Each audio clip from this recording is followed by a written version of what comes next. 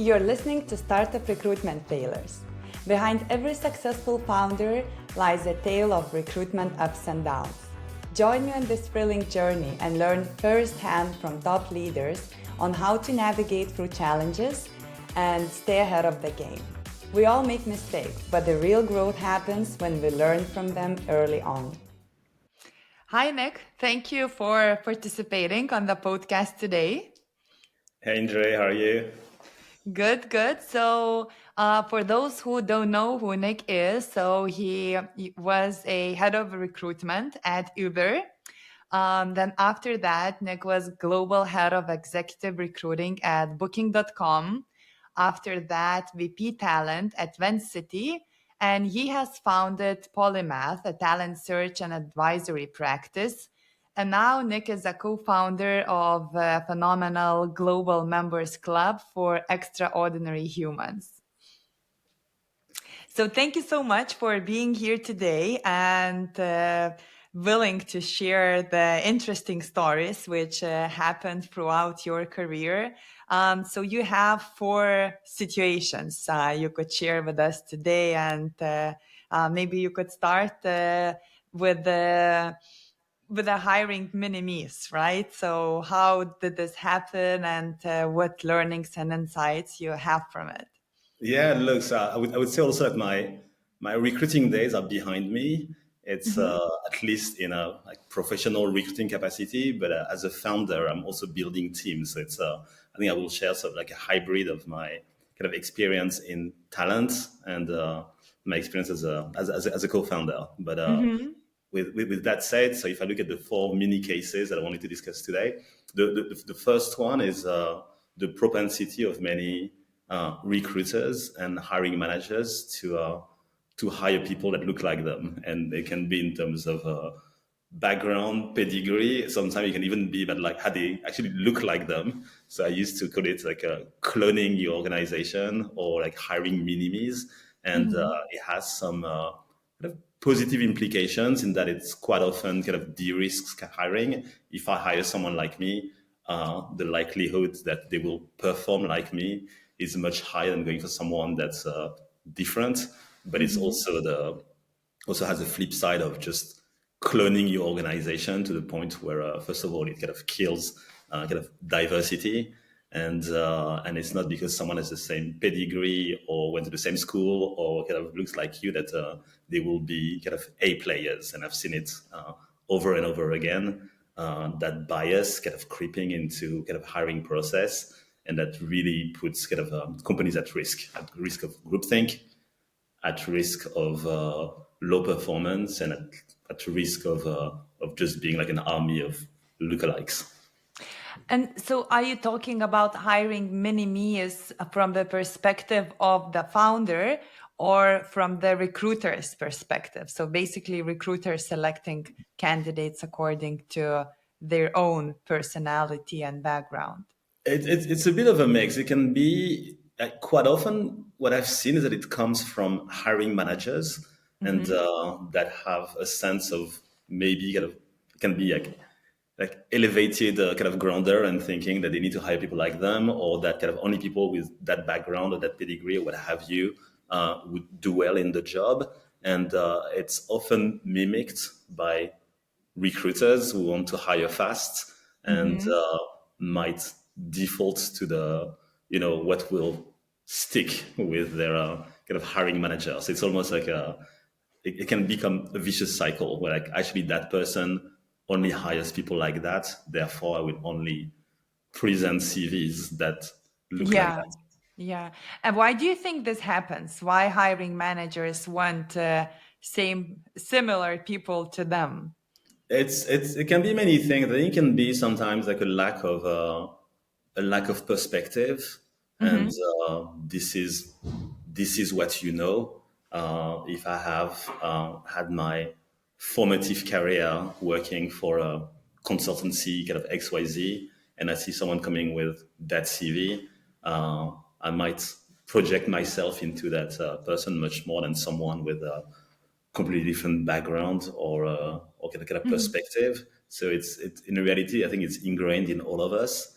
but it's when it becomes systemic in an organization, it becomes problematic because it's one person at a time, but then it becomes the whole org. And the more you kind of hire this way, the more it will become this way over time. So you see a lot of startups that start like that in the early days. It kind of makes sense because hiring is difficult. So if you get access to people from your old school or from your kind of old company and you know that this is what you want and they kind of join you, it solves your problem in the at least in at the beginning.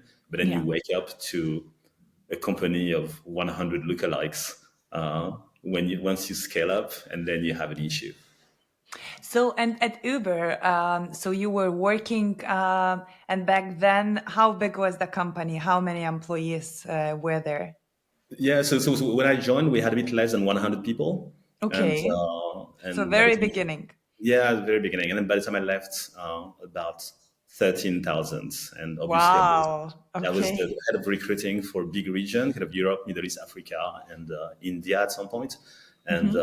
so looked at kind of hired over the years about like 3,000 plus people with a obviously with a large team across kind of every single job family. So I've been through uh, a lot of hires, and it's Hmm. like an amazing experience. And I must say, and it's not just about Uber, by the way. I think Uber was just recruiting at scale. So in Yeah. a sense, and with not many companies having done it before in that at that pace. So Hmm. it was. And you go from one country to the next and you have to kind of rebuild kind of like the same team that you've built in a previous city just to launch that market. So it's actually in that particular case, it's very tempting to copy paste because you know that Exactly. if it works in that city, it will work in that city. And so it's so in a way it's a good thing, but it's and without the luxury of having the time to take 6 months or 12 months to build a team, but it's definitely cloning like the organization as a flip side. It's just the way it's just the way it is. No, it's not a criticism because I was kind of part of it. It's just that when you hire fast, it's Yeah. usually what you do. Yeah, the usual path. And how did you notice? How did you realize that this is not sustainable and it's not so beneficial? It's maybe easy to do and follow this principle, but it gives a lot of disadvantages. Did something happen, or how did you came to the understanding? Yeah, no, look, it's not just me. I think usually it's kind of a collective realization that Hmm. it's if you keep duplicating what you have, then it will just look the same around the world. So at some point, if you want to broaden your top of funnel to kind of get like much more diversity at the end of it, you have to kind of change the way you hire, maybe kind of take more time kind of Hmm. upstream to get like a broader range candidates, and then you're just building like new processes around recruiting that kind of keep hiring the best and brightest across like a broader panel. But it's not. I think it's just it's just when you scale very fast, it's this is like a consideration that I think you should embed into your kind of hiring processes like Hmm. early on, and not once you've scaled. It's just but again, it's the beauty of insight. But so you're scaling, right? And you're like cloning teams and people, and then you realize that you need to change this. What are the steps? Like, did you change then it drastically, reshaping all the requirements and the profiles, or what were the steps you were taking? Because it's a global organization, right? So it's not very easy just to test and do different things. Or did you test it? Like, what did you do? Look at the end of it, I've worked with so many companies, and it's so it's by the way, it's not specific to my Uber, just to be clear, it's not specific to my Uber time. I think it's more about like Hmm. generic to a lot of scale ups. Hmm. It's building. So I would say there's two things. One is when looking at your sourcing strategy, Hmm. just making sure that it encompasses like a broadcast of sources and Mm-hmm.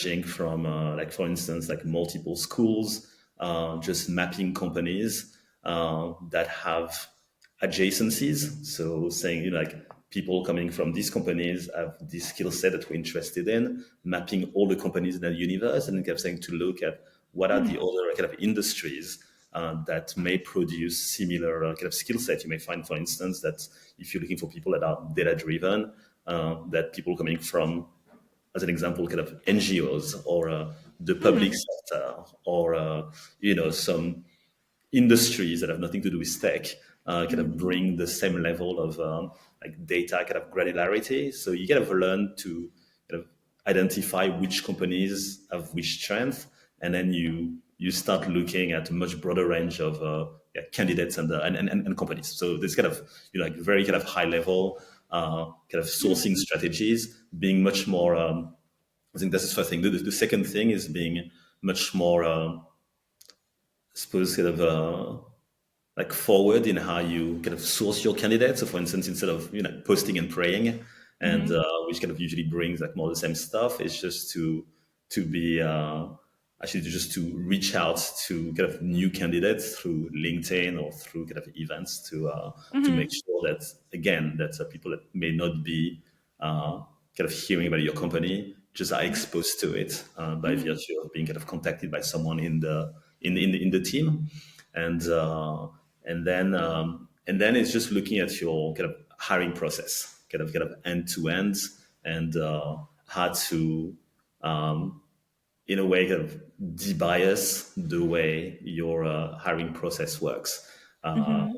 through you know, your kind of, you know, your assessment methods, just making sure that you have kind of checks and balances as to kind of who makes the decision, just kind of adding an element of mirroring in your kind of organization. So for instance, in your process, making sure that, for instance, if you have if you want to make an effort of improving the diversity makeup of your organization, that is reflected in the people that candidates will meet during the interview process, Mm-hmm.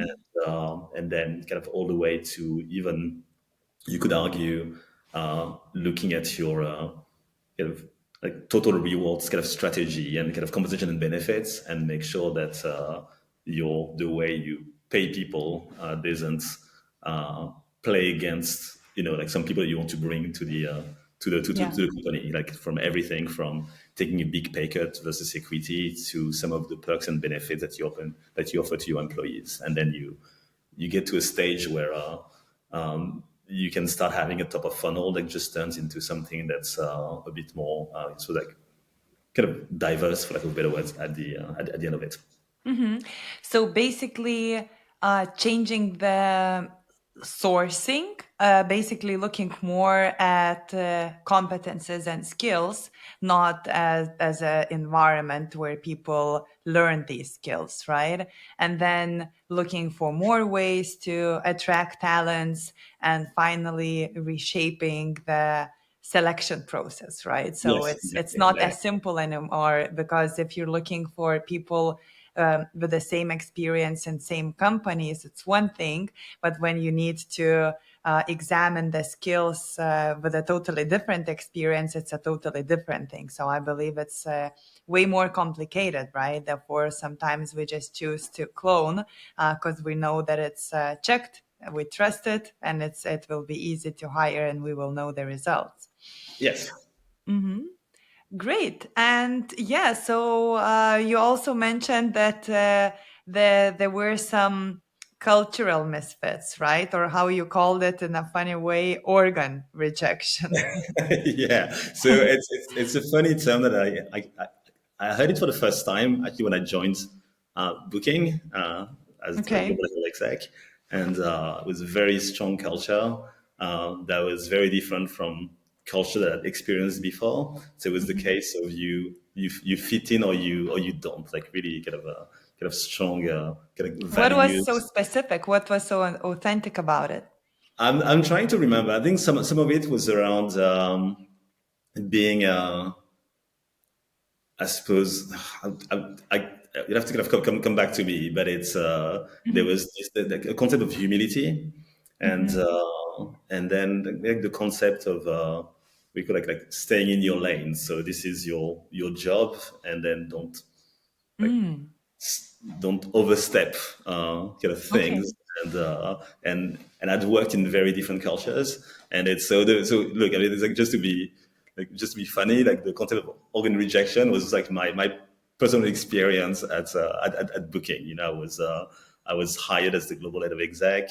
It was a lengthy process, and something that I was looking forward to as a new role that was kind of global for a listed company and so on. And I ended up being the organ rejection myself. So literally, I was not the right hire for the job. So that was I wanted to kind of bring that up in that conversation because it's kind of Mhm. a case that can happen to kind of all of us as well of kind of making a move and then kind of realizing that it's for no fault of kind of either sides. It's just doesn't gel and just deciding to move on. So you said it was a lengthy process, right? And especially it's pretty high level position. So I'm sure that you and the company were really examining the fit. So looking back, what do you think was missing in the selection process? It's yeah, I'm not sure. It's probably like rose tinted glasses on kind of both sides, and then maybe not spending as much time as we should, and including for myself, by the way, just kind of delving into the specific kind of ways of working Hmm. and whether it kind of clashed with the way I was used to working or not. It was I think in my particular case, it's I thrive in not so much like I'm very organized, but it's there's an element of creativity in recruiting uh, Hmm. that's that I needed to where I needed to just like make things quickly that kind of pertains to kind of like branding and just being kind of out there, a bit visible in terms of like building kind of campus recruiting and so on. That is kind of worked in past environments, but that kind of clashed with the way kind of things worked. For instance, at Hmm. Booking, where it was very much about like just going to I don't know, like INSEAD or Harvard Business School to present a company was a bit too just out there in terms of and lacking in humility. It was these kind of like small kind of cultural clashes. So it's Hmm. so the things I'm trying to say is that these things can happen with two great people and great companies being kind of matched, and then at some point, sometimes there's like a cultural mismatch, and it happens, but it's not always kind of weeded out during the recruiting process. So I take my own example just out of humility, but Hmm. it's a more generic kind of comment on how kind of Hmm. hiring for culture is critical. And if Hmm. you go back to culture, it's there's an element of culture fit that sometimes is negative. That's like the mini-mes. Just like if I hire someone like me, then it's a culture fit, and versus kind of a culture fit that's more kind of value based, and maybe even the concept of culture add. Just what if we hired people that kind of add to the culture, uh, Hmm. as opposed to people that just like fit in just kind of instantly. And it's one of the most difficult things to check, right? Because if you're talking about specific experience or specific skills or competencies people need for certain position, it's one thing. But to really evaluate whether there is a cultural fit or not, sometimes it's difficult, and maybe mainly because there's a lot of assumption and hope. So like, from companies and from candidates perspective, both, because professionally it looks it's such a perfect match, right? So you're at the right time, at the like right time, right location, right background, everything. But then like small thing which is not being satisfied, it can destroy everything. Do you have any tips or tricks how to evaluate this, how to check the like culture and the way of working before started working together? Because when you Yeah, do, you notice, but how to ask, I mean, how to simulate the situations maybe. yeah. There's a lot of things. At the end, culture is both.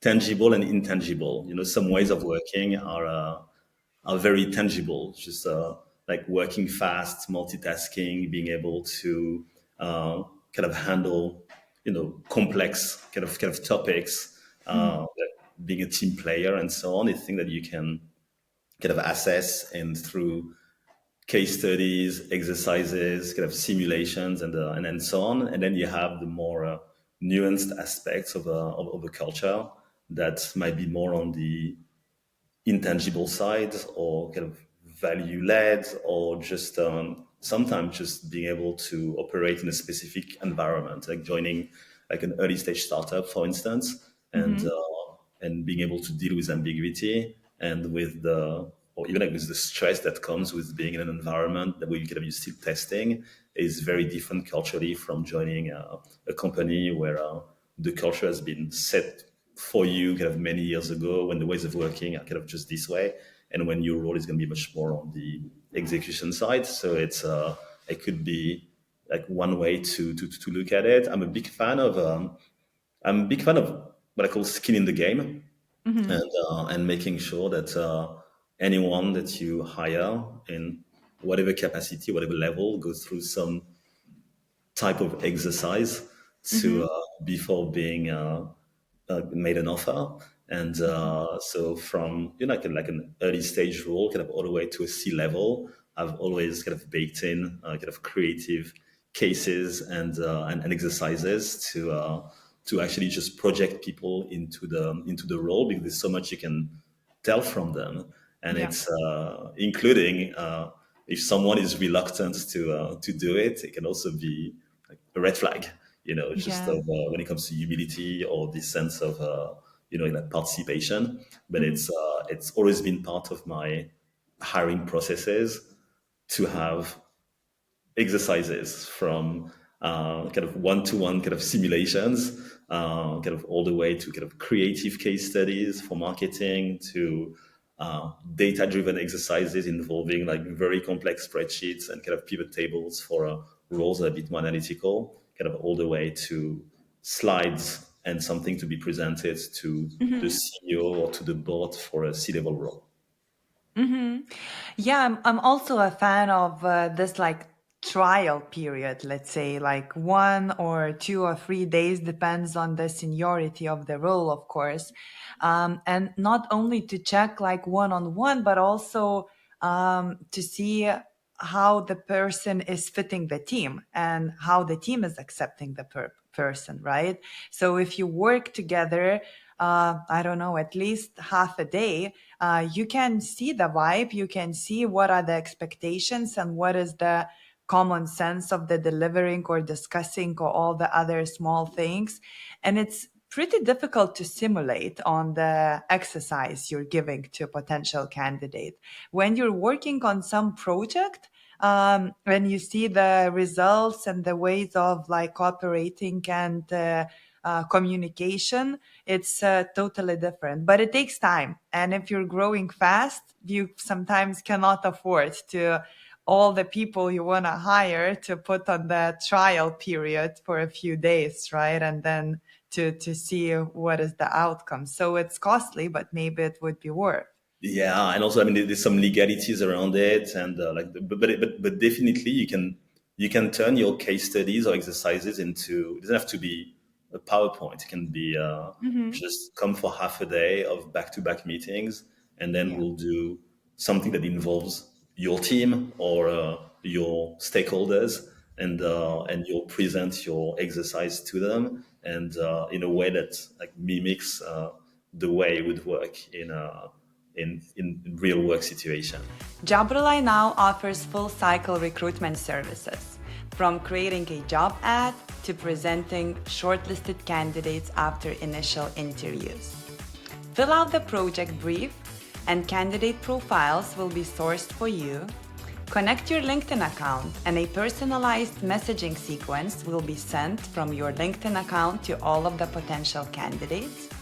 And after initial interviews, a comprehensive scorecard of shortlisted candidates will be presented. Visit jobrely.com and start a free trial. And so another story is hiring a person with a relocation, right? When they have a partner.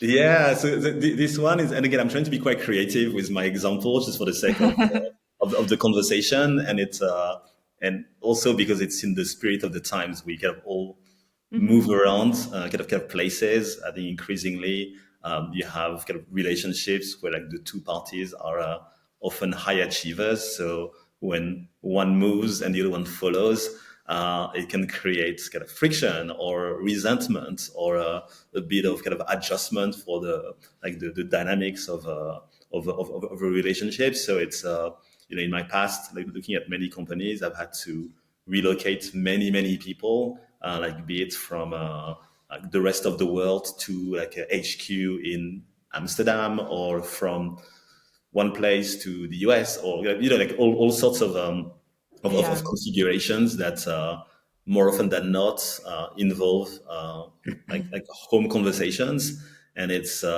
definitely I think the way things pan out for the other half is definitely a source of friction at times that can kind of impact the other person's ability to flourish into their Yeah. new role. And the worst case scenario, which kind of happens kind of more often than we think, is people just relocating to a new country and then deciding to go back home because it was kind of hard for the other person to settle and to kind of fit in. So it's interesting to look at. Again, if you look at onboarding, relocation for big companies or for kind of scale ups, and quite often we always focus on the technical thing, like the checkbox of this has been done and this has been done, and kind of Yeah. stuff. You got your laptop, like you got your paperwork for the pension scheme, and kind of all these things. But the softer side of things, like making sure, like more like the more like emotional check-ins, and also kind of extending that to like the family kind of relocating is Hmm. is quite often missing. And I think to the credit of booking, at least when I was there, the relocation department was quite kind of outstanding, just moving around maybe like 1,000 people a year. And it was back 7 years ago, so Wow. it's really much So bigger tell me numbers. more. What is the checklist to check the emotional state of the person Yeah, so relocating? one of the things I found really interesting at Booking at the time, that I think has been expanded to a number of other companies now, what they call the partner program, and Hmm. which is actually a relocation program that's aimed at like partners and spouses. So having regular meetups, just Wow. sessions that help you accelerate your integration into your new kind of host city, kind of ranging from language skills, kind of all the way to kind of resource groups for parents, for instance, or things. And in on the fringe of it, and something that I've been working on quite often with my recruiting peers, especially when I was based in Amsterdam, Hmm. was to kind of make sure that if you have the CV of a partner or spouse that's kind of sent to you, that you circulate it within a broader network of companies to help the other person kind of also find a job, which can be quite difficult. Wow, that's a huge help. Yeah, and it's great, and I think you'll find it some. And it's funny because it's each city has its own kind of makeup in terms of companies. So, for instance, like Amsterdam is really strong on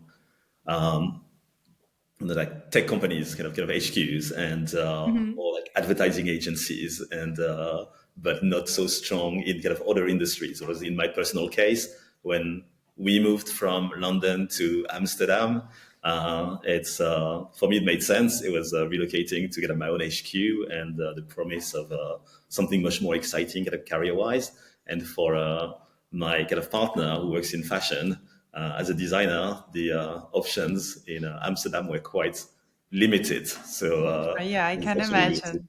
again, just to talk about myself, we like also like an element of like partner is miserable that I've kind of been through like personally, and I've seen like so many times around me.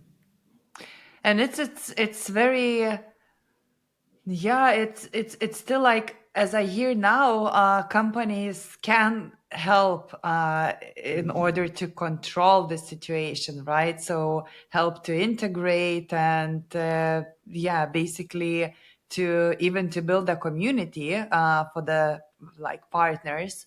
But if it's not working, it's not working, right? So there's such a huge loss. You're losing an employee, and not directly because of the misunderstanding at work or something. Everything can be perfect. It's just the personal circumstances, right? Yeah, and it's and obviously with remote work, and I think things are shifting a bit, and with a Mm-hmm. bit more flexibility to accommodate hires from the other side of the world, and to let them maybe uh, stay home and then just kind of commute for a bit and so on, compared to the old days of, it's like we're making you an offer and you have to be, at your Mm-hmm. desk by that date. But it's definitely like one of the softer aspects of moving places. That, by the way, that we're trying to solve with the IM, this sense of you move to a new place, and just being able to build or rebuild your community, kind of find like people that share similar values, is what we're doing in so many different cities around the world, where we have, many kind of expats as That's a huge members. thing. That's Yeah, a huge thing, and I think it after COVID, especially, it got more important to everyone, right? Because like you can see the good aspect of relocation, and it's like pretty difficult to start a new job at a new company. So there's a lot of changes. But if it's a different country or in the city, it's like it's even more complicated, right? So yeah, I and guess therefore it's like a boom of new communities in every city, because people want to have their tribes, right? You yeah, cannot be alone anymore, and just to seek for work accomplishments.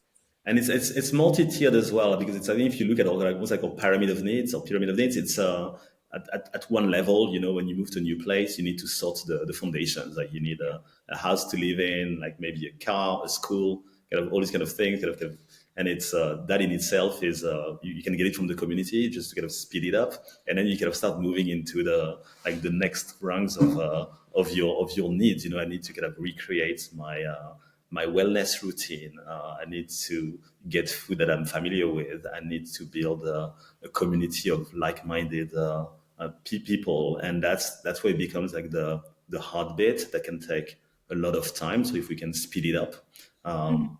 like through initiatives like EIM being one of them, but like companies in specific companies have been really good at kind of starting to look at what they can do to help people feel more Mhm. integrated quickly, and mostly because you spend the first 3 or 6 months of your time in a new job just adjusting to life in a new country is just time wasted for the company.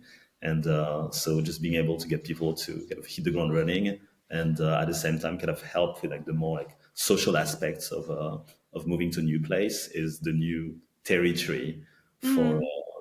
I think for successful companies.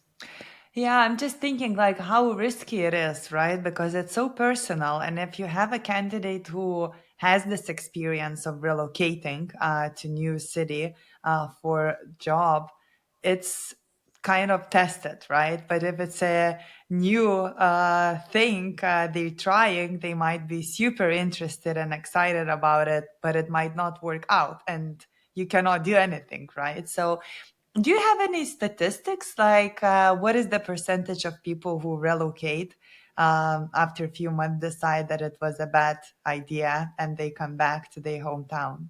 Look, I think relocating like somewhere and just leaving and quitting and to move back home is probably like the extreme edge case Hmm. of that of what I'm trying to describe. But definitely, just for things kind of linger around for like maybe like 6 to 18 months, and then people just eventually kind of leaving within 12 months. I've seen some stats at the. I'm not sure what they are, so it's I don't want to say Okay. something stupid, but it was actually quite a high number. If you look at 12 months, it was actually a not significant number. And if you look at your typical cost of recruiting, which is kind of estimated for exact, say like 3 months of salary, and you kind Mm, of multiply by, I don't know, like 20 or 30% of your hires just churning. It's a massive loss to the company, plus the opportunity cost of performance, the need to kind of replace the exactly. person like with a new process, and yeah, so it's actually a massive issue. Yeah, so I believe that remote work can solve a lot of problems as such. Yeah, it does. And I think the other thing as well, maybe like more like speaking as kind of Europeans, is that there's a culture in the US of you get a job offer on the other coast, you just pack your bag, family, you kind of just move, and so you meet a lot of people from the US that have moved around the country in Hmm. their childhood just based on their parents kind of postings, and we're still in Europe quite territorial.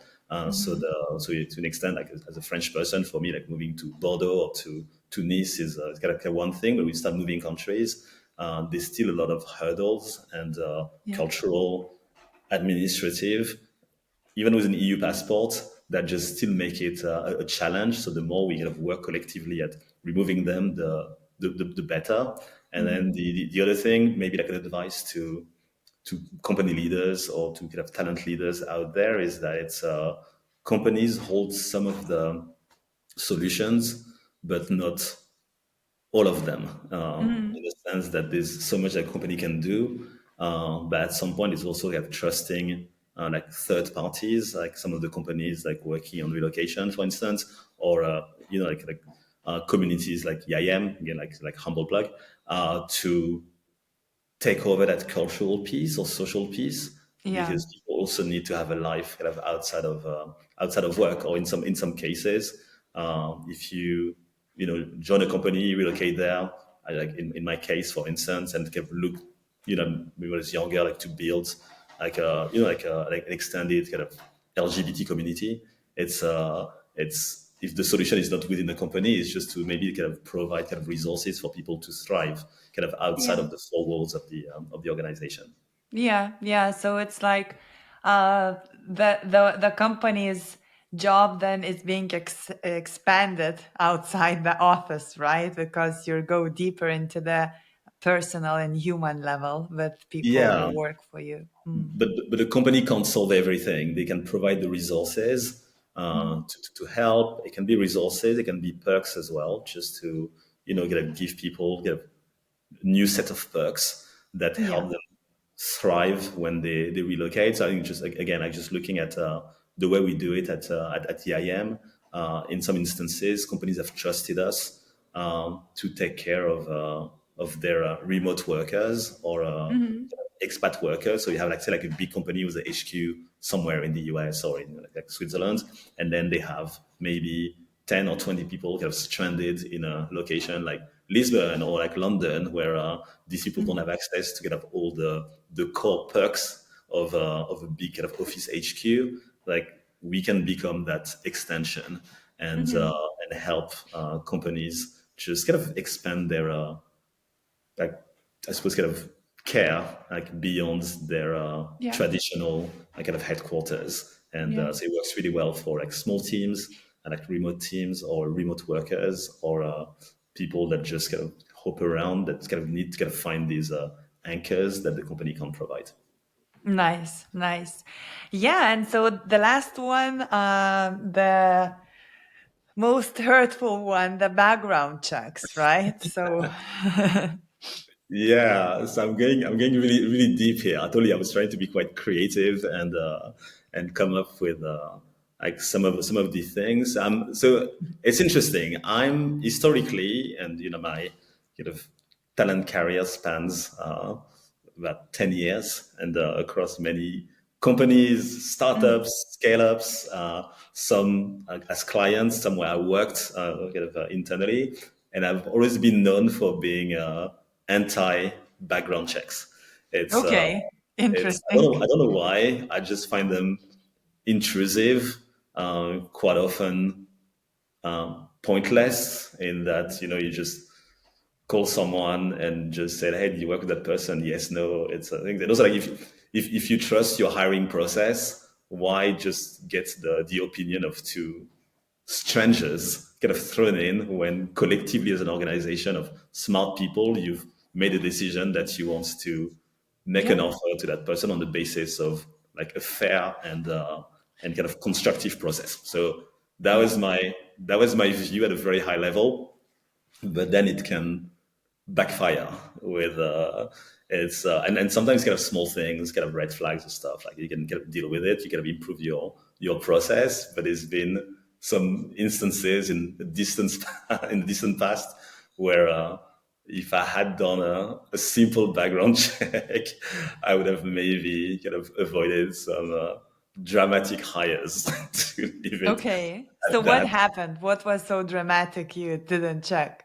It's just crazy things, kind of like it was like breaches of codes of conduct of various forms that kind of apparently had happened in the past and that were kind of well known in the kind of industry. And if I had done like a basic background check, I would have avoided it. Just an example I want to bring because it's kind of a funny slash not funny one, but Uh-huh. it's because at a basic level, it's just like someone just joins the company and the performance is not as expected. I think sometimes, frankly, it's not the they say like the new hires faults. I think some people can thrive in specific organizations and then just not thrive in others. Again, like Definitely. it's kind of Environment means a lot. yeah, Yeah, yeah. yeah. But then I think some people just move around and just repeat the same kind of patterns or kind of mistakes kind of over and over again, and Hmm. and sometimes it's best to it would be better if it was known to the company hiring, and it's just one of these stuff. So I think to this day I'm still not a big fan of background checks, and Hmm. it's if I do them, or if I've been in companies that kind of do them, I would at least try to do them in a way that's constructive and that's transparent, not trying to do it behind the scenes. That's the Hmm. worst thing to do, and then to do it in tandem with the person that you hire, saying, hey, like I'd love to hear from two people that have worked with you, and be quite specific as well. So it's not just like your best friend doing your reference, but being specific about what you're looking for Hmm. and what you'll be kind of asking for, and then just maybe kind of move on with it. But it's always been a controversial one that I'm still on the fence. But again, it's in my past, but it was definitely like one of the things that I've been kind of struggling with in some instances. Yeah, it's a very tricky topic actually because there's so first people thrive in different environments, right? Or thrive or not. So if it's not very matching their culture or their skills or motivation, then of course they don't present good results. In a different company, it could be totally different. Also, it can be that the previous manager was just wants just to be nice and they don't say nothing bad about that person because past was past and maybe a person changed, right? Yeah, So it's not always 100%. You're not always 100% sure that you will get the answer and the information and the warning. There have been so many times for me that I called for the reference check and I got the best words and descriptions. Sorry, best words and descriptions about the person and their results. And then after working with them for a few months, I see that it wasn't 100% true, right? But who to blame? I mean, the person maybe remember them from the good side. But when it comes to like, especially bad habits, like, I don't know, alcohol or drug use or some, I don't know, toxic behavior in different companies. So usually people don't change so fast. And it's pretty good to check with the previous employer and to know this in advance, at least to know the circumstances and this possibility, and then to check during the trial period, probation period, deeper. Honestly, I mean, it is so tough, and it's just to your point. I only make glowing recommendations, and I make them for people that I worked with 10 years ago, and Mhm. so it's of course it's going to be. I'm going to say great kind of great things, Yeah, and again, if even if someone is not performing strongly in an organization, doesn't mean that they can't thrive in another one. It's maybe exactly. the culture, the environment, and so on. So it's just.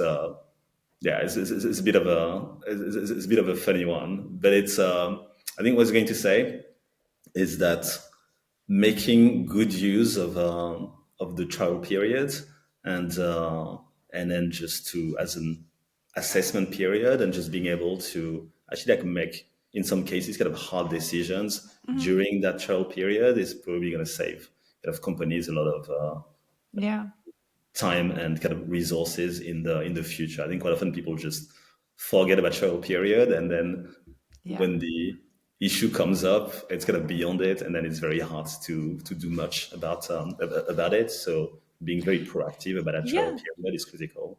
And new employees usually during the probation period do their best, right? So Yeah. it's only the probation period ends. They relax and they, start behaving how they Yeah. used to. No, not all the time, and also I mean, if you go back to Europe as a construct, you have countries where your trial period can be 6 months Mhm. extended to 12, and others where it's just 1 month, so Yeah, it can be very narrow to assess someone's work. You still need to give them like the lay of yeah. the land and during the first couple of weeks. So it kind of goes back for me to strong onboarding, Hmm. just helping people integrate into the company and into the new kind of environment as fast as possible with as many kind of resources, kind of technical and kind of cultural to help them, Hmm. and then just these kind of aspects of kind of job integration that revolve around like an onboarding that's very robust, not just again like ticking boxes. Okay, that person got their laptop and signed all the paperwork, so onboarding done, but just spending the Yeah, first couple of weeks with meeting all your peers and stakeholders, and then just jumping on calls with the head of something like in Singapore and the one in San Francisco and kind of stuff, and just doing all these and having all these moments, and then just feeling that you can just be much more kind of, like productive hmm, yeah. faster. Yeah, definitely. So it does require preparation and it does require attention and time spent, at least for the first few weeks, right? And just adding to how tricky it is with the background checks, it's also this thing that like it happened for me at least once, that I got the reference and it was not so positive, but I didn't buy it. I still wanted to believe that the person can perform well and will fit the team well because it was so much at stake. There weren't so many great candidates, and finally I found one. And then I can't believe that this happened. So it's also, it's super tricky. You sometimes you hear it and you don't accept it. Look, I mean, it's recruiting is really hard because at the end, the incentive on all of us is to hire as fast as possible. It's Yeah, like the hiring manager wants to get it done yesterday. yeah, As a recruiter, you don't want to spend 6 months on a search. If you could solve it in 2 weeks, you'd be like very yeah, happy. So it's very easy to disregard kind of things in front of you, and yeah.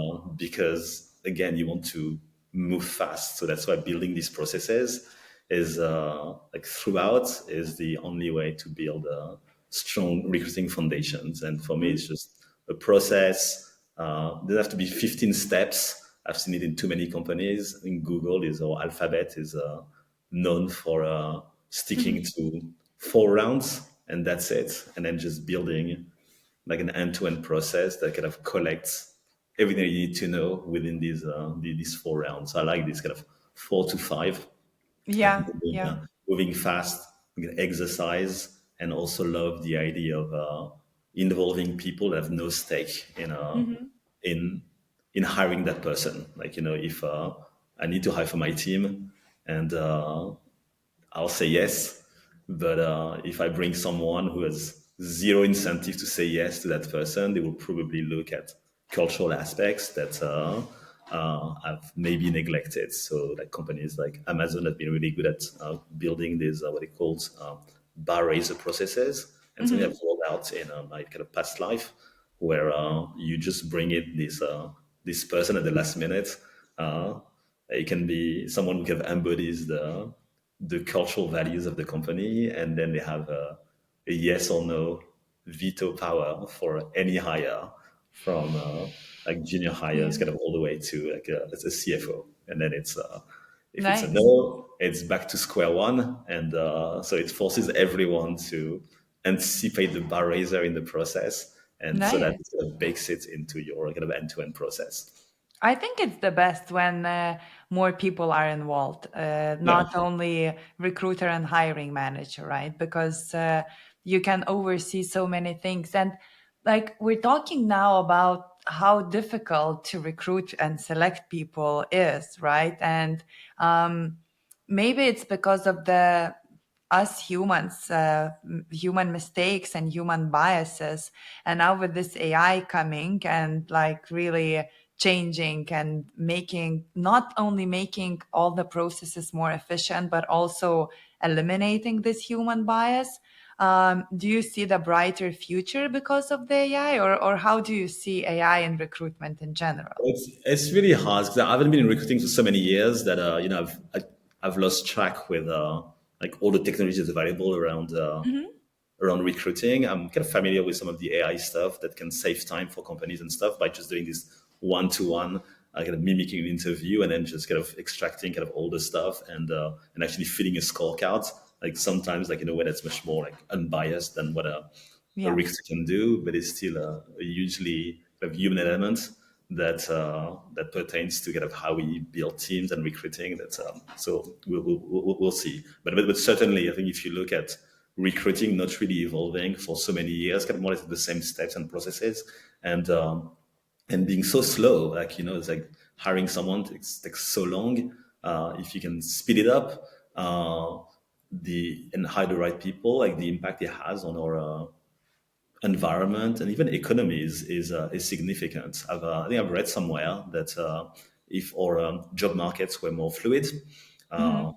across the board, like in across Europe, we would gain like 1% in economic growth kind of each year. I don't know if it's like 1 or 1.5. So the Hmm. idea that like or lack of economic growth is primarily driven by like hiring bottlenecks and in specific sectors, but also just across countries, and then just like the cost of replacing someone is not just to the company, it's just to our economy as a whole. So just kind of anything that can just fluidify the market and let people just find their spot is positive. I think AI will play a very strong role in it.